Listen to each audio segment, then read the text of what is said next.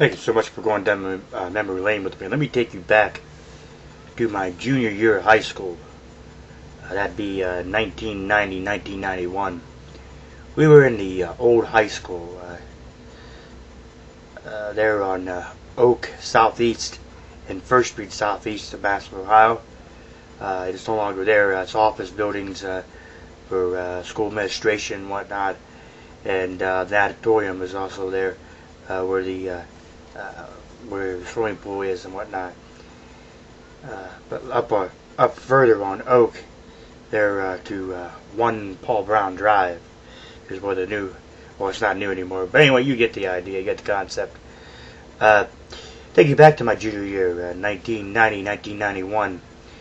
Mr. Sheets was my teacher for radio, TV, broadcasting, telecom, teleproductions.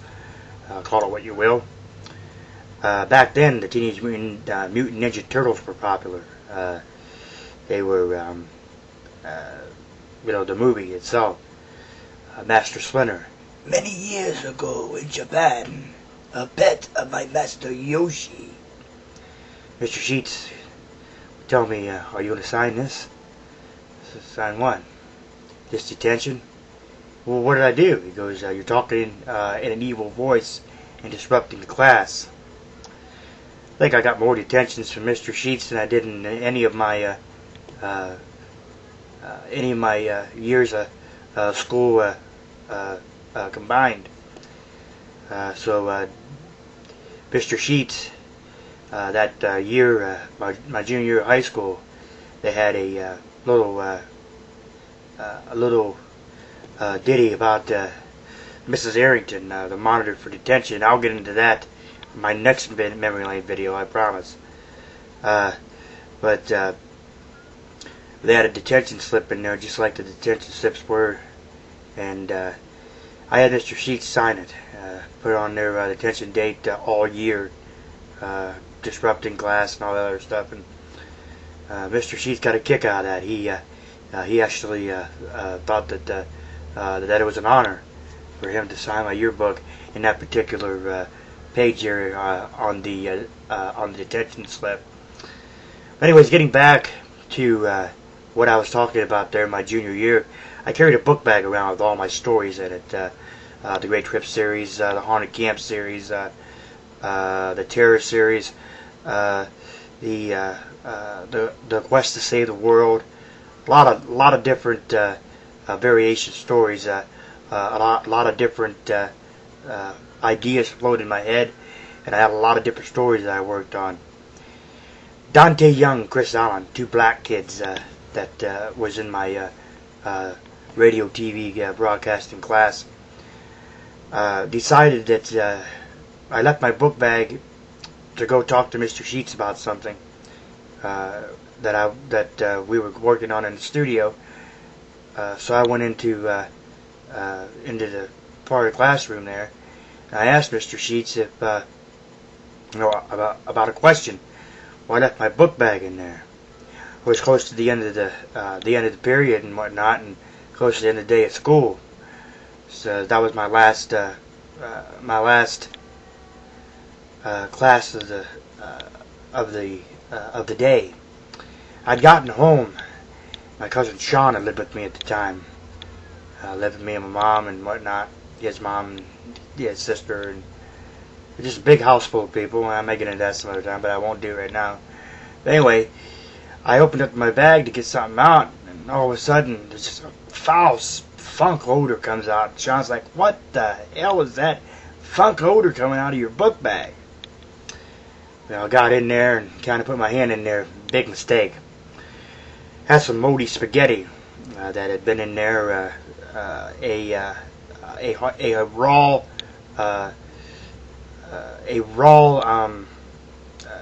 hard-boiled egg that had been spoiled, turned black, if you will. Some soy sauce and duck sauce. It ruined my book bag. It ruined my book bag really bad. Caused the funk odor. Ruined some of my stories. Took my my U.S. history or my American history book, and or it was American history or U.S. history book, one of the two, and turned the pages that were white all the way to shit black, or excuse me, shit brown, if you will.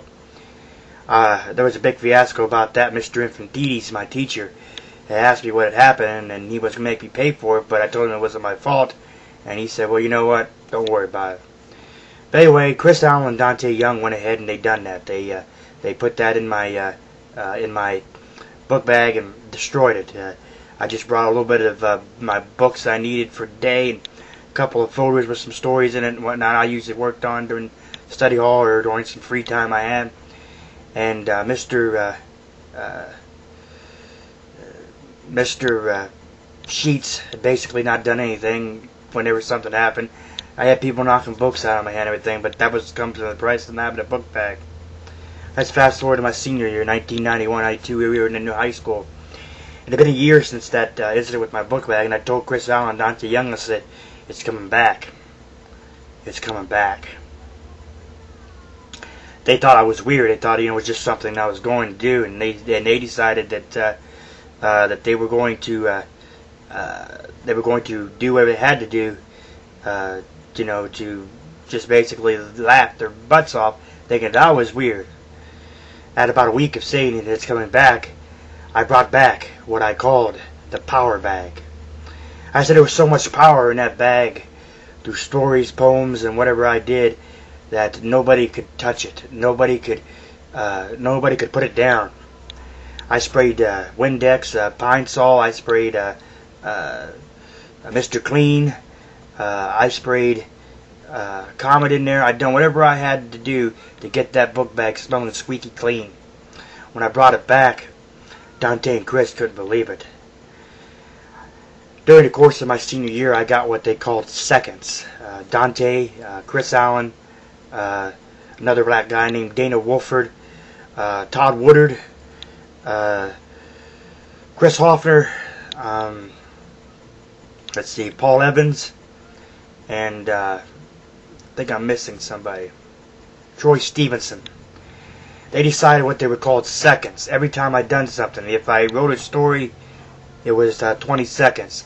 Each of them got an opportunity to pin me down. A couple of them would pin me down, a couple would take a strike, vice versa. And one of them one time ended up bloody to my nose, and I told that was the straw that broke the camel's back. After about a month or so of them beating me down and whatnot, called seconds, I ended up deciding that Mr. Sheets had decided that he was going to take me with him everywhere he went. Teacher's Lounge, wherever he went, I went with Mr. Sheets.